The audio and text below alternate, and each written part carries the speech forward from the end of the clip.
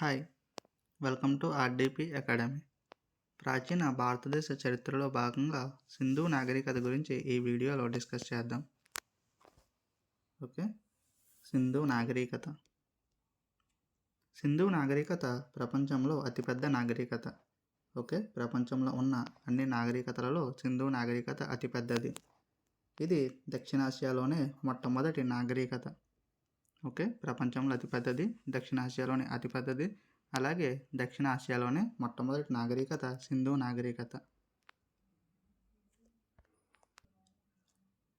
సింధు నాగరికత యొక్క ఇతర పేర్లు: హరప్పా నాగరికత, కాంస్యయుగ నాగరికత, చారిత్రక సంధియుగ నాగరికత. ఓకే. సింధు నాగరికత లేదా హరప్పా నాగరికత లేదా కాంస్యయుగ నాగరికత లేదా చారిత్రక సంధియుగ నాగరికత, ఏదైనా ఒకటే.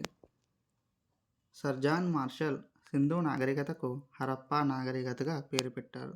ఓకే. ఇంపార్టెంట్.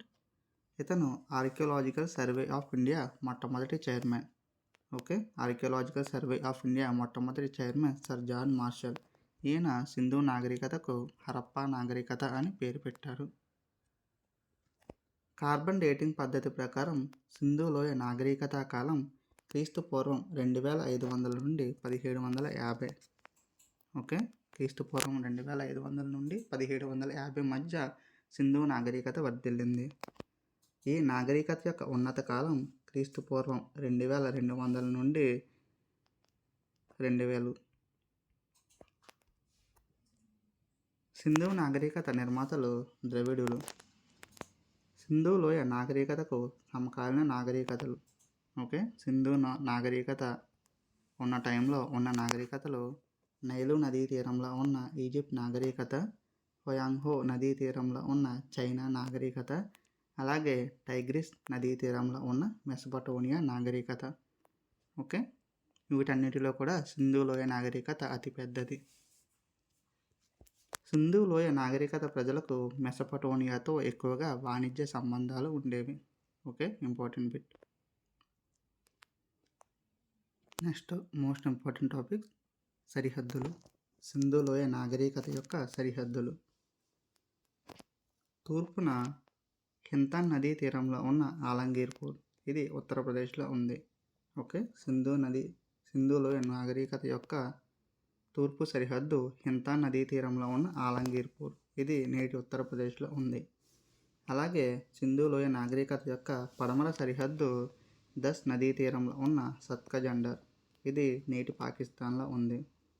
అలాగే సింధు లోయ నాగరికత యొక్క ఉత్తర సరిహద్దు చెనాబ్ నదీ తీరంలో ఉన్న మాండా, ఇది నేటి జమ్మూ కాశ్మీర్లో ఉంది. అలాగే సింధు లోయ నాగరికత యొక్క దక్షిణ సరిహద్దు ప్రవరా నదీ తీరంలో ఉన్న దైమాబాద్, ఇది మధ్యప్రదేశ్లో ఉంది. ఓకే.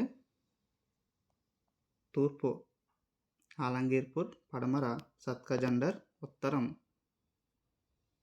మండా, అలాగే దక్షిణం దైమాబాద్. ఈ 4 కూడా సింధు లోయ నాగరికత యొక్క సరిహద్దులు.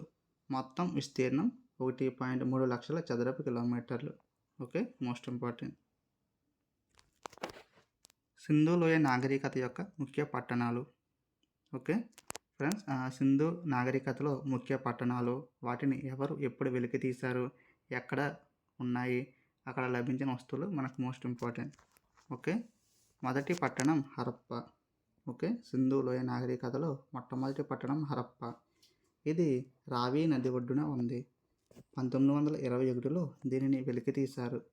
ఇక్కడ తవ్వకాలు నిర్వహించింది దయారాం సహాని. ఇది ప్రస్తుత పాకిస్తాన్లోని పంజాబ్ రాష్ట్రంలో ఉంది. సింధు నాగరికతలలో హరప్పా అతిపెద్ద పట్టణం. ఓకే. సింధు నాగరికతలోని అన్ని పట్టణాల్లో హరప్పా అతిపెద్ద పట్టణం. Important bit. ఇక్కడ 6 ధాన్యాగారాలు, కాంస్యపు కొలబద్ద, హెచ్ ఆకారంలో సమాధి బయటపడ్డాయి.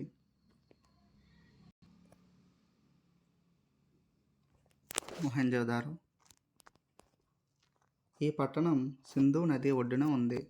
1922లో దీన్ని వెలికి తీశారు. ఇక్కడ తవ్వకాలు నిర్వహించింది ఆర్‌డి బెనర్జీ. ఇది పాకిస్తాన్లోని సింధు రాష్ట్రంలో ఉంది. దీనికి మరొక పేరు నకిలిస్తాన్. ఓకే. మొహంజోదారో యొక్క మరొక పేరు నకిలిస్తాన్. మొహంజోదారో అనగా సింధీ భాషలో మృతుల దిబ్బ. ఈ పట్టణం 7 సార్లు ధ్వంసం అయి తిరిగి నిర్మించబడింది. ఓకే. మొహంజోదారో పట్టణం 7 సార్లు ధ్వంసం అయి తిరిగి నిర్మించబడింది. ఇక్కడ లభించిన వస్తువులు. ఓకే. మహాస్నానవాటిక, మహాధాన్యాగారం, అసెంబ్లీ హాల్, దేవాలయం లాంటి నిర్మాణం, పశుపతి మహాదేవుని ముద్రిక, కంచు నాట్యకత్తె బొమ్మ, అలాగే అల్లిన వస్త్రం ఇక్కడ లభించాయి. ఓకే. మూడవ పట్టణం లోథల్. లోథల్ బొగావో నదీ తీరంలో కలదు. 1955లో దీనిని వెలికితీశారు. ఇక్కడ తవ్వకాలు నిర్వహించింది ఎస్ఆర్ రావు. ఇది నేటి గుజరాత్లో ఉంది. ఇక్కడ ప్రధాన వీధి వైపు తలుపులు కిటికీలు ఉంటాయి. ఓకే. లోథల్లో ప్రధాన వీధి వైపు తలుపులు కిటికీలు ఉంటాయి. లోథాల్ అనగా గుజరాతీలో మృతుల దెబ్బ. ఓకే. ఇంపార్టెంట్.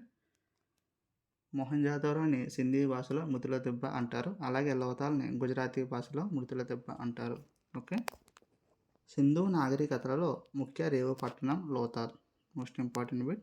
సింధు నాగరికతలోని ముఖ్య రేవు పట్టణం లోథాల్. ఇది గుజరాత్లో ఉంది. ఇక్కడ నుంటే ఎక్కువగా విదేశీ వాణిజ్యం జరిగేది.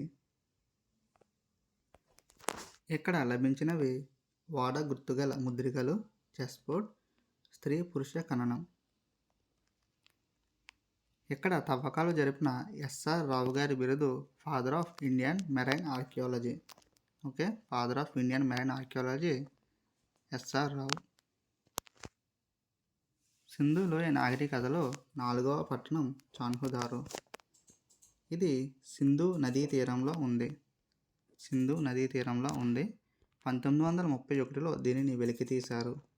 ఇక్కడ తవ్వకాలు నిర్వహించింది ఎండి ముజుందర్. ఇది పాకిస్తాన్లోని సింధు రాష్ట్రంలో ఉంది. ఇది కూడా ఒక రేవు పట్టణం. ఓకే. లోథాల్లాగా చన్హుదారో కూడా ఒక రేవు పట్టణం. సింధు నాగరికతలో కోట లేని ఏకైక పట్టణం చన్హుదారో. ఇంపార్టెంట్. కోట లేని ఏకైక పట్టణం. ఇక్కడ లభించినవి పిల్లి కాలి గుర్తులు, లిప్స్టిక్, ఇంక్ పాట్, పూసలు, గవ్వలు, ఆభరణాలు తయారు చేసే పరిశ్రమ మనకు ఇక్కడ చన్హుదారోలో లభించినాయి. సింధు నాగరికతలో 5వ పట్టణం ధోలవీర. ఇక్కడ ఎటువంటి నది లేదు. ఓకే. పైన చెప్పుకున్న 4 పట్టణాలకు కూడా ఏదో ఒక నది ఆనుకొని ఉంది.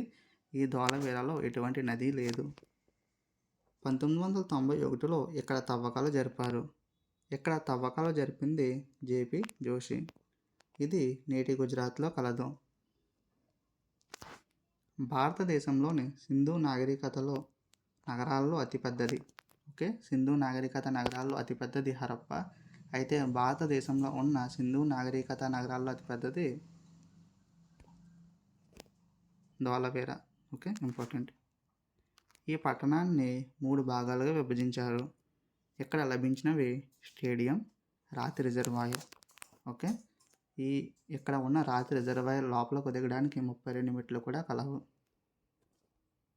సో ఇది ఫ్రెండ్స్ ఈ వీడియో. మిగిలిన పట్టణాలు అలాగే సింధు నాగరికత ఏ విధంగా వర్ధిల్లింది, ఏ విధంగా పతనమైంది, ఇవన్నీ కూడా నెక్స్ట్ వీడియోలో డిస్కస్ చేద్దాం. Okay. Thank you for watching. Video నచ్చినట్లయితే లైక్ చేయండి. మన ఛానల్ సబ్స్క్రైబ్ చేసుకోవడం మాత్రం మర్చిపోవద్దు.